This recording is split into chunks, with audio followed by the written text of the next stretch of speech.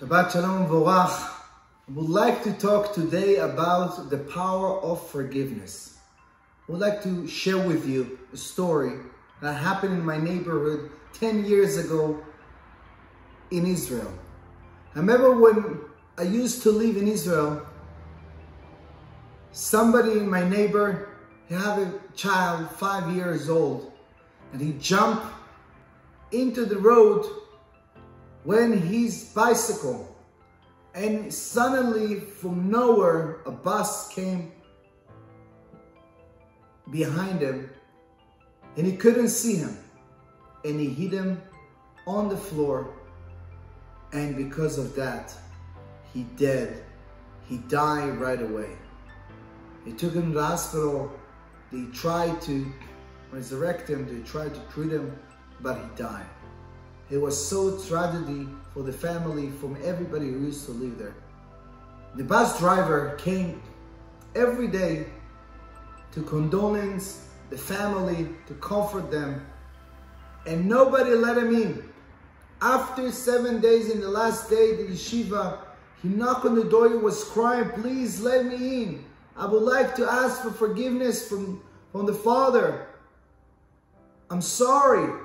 The father stood and he said, "Tell this guy that I forgive him, but I don't want to see him. I forgive him, but I don't want to see him." This kind of forgiveness, it's one level of forgiveness.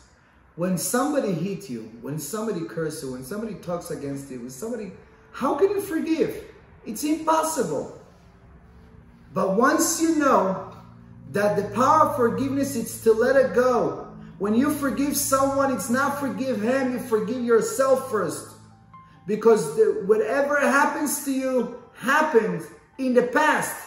When you keeping it in your heart, you living in the past, you dragging it and you carry it so many days, so many hours, so many weeks, sometimes so many years, which is you still living in the past. You living the moment every day in the same pain. So forgiveness, forgive, give it away. But how can I do it?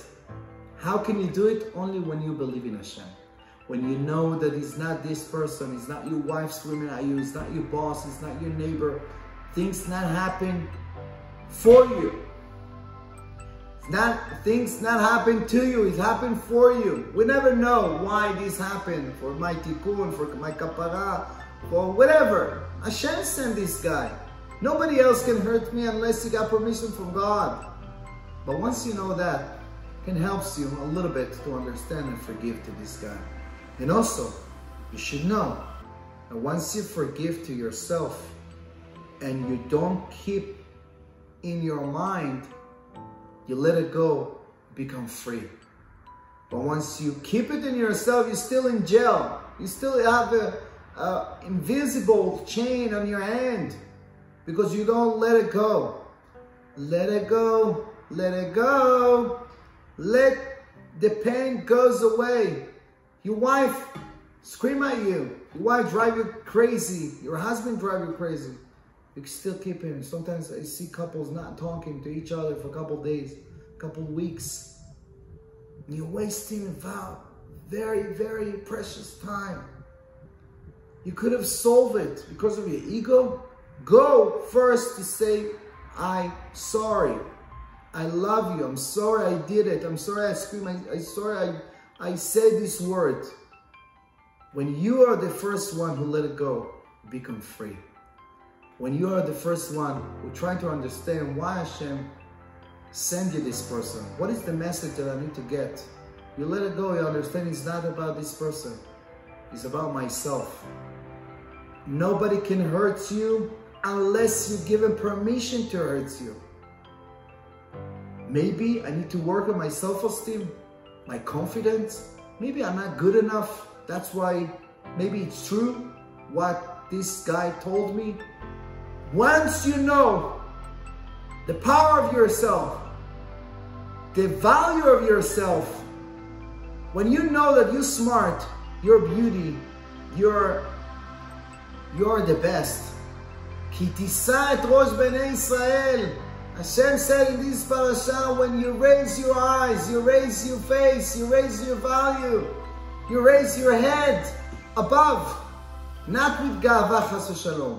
When you know what's the power of yourself that Hashem gives you, and nobody can hurt you. When people can hurt you, on the point that you have a doubt about yourself.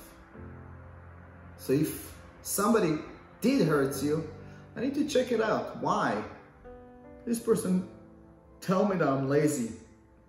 This person tell me that I'm lazy, that I'm not smart, that I'm not beauty enough, that I don't know enough, that maybe I'm not good enough in this area.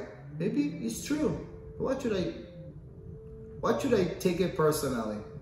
Be a person like compromise and give away and forgive everyone. Once you forgive everyone, Hashem forgiven you. It's midah keneged midah, measure for measure. The same way that you treat others, same way that you behaving with others, Hashem behaving with you. You want Hashem to forgive you? How many times you did mistakes? How many times you fall? How many times you did it without even mean it? That's why this is the power of forgiveness, that you let it go and you forgive to yourself first, then forgive to your friend. That's why if you would like to love yourself, ve'ahavta le'racha kamocha, how can I love him? How can I forgive him? Because he's kamocha, he's like you. You also do a mistake. You also say it. No, but she say it, but she mean it. She hurts me. He hurts me. You also scream sometimes. You also fail. You also doing mistakes. Once you know that everybody doing mistakes, and it could happen, and nobody mean it, nobody is against you, and then it helps you to forgive other people. Once we forgive and forgive others, Hashem will forgive us. Hashem will give us all the blessing. Amen. Amen. Shabbat shalom.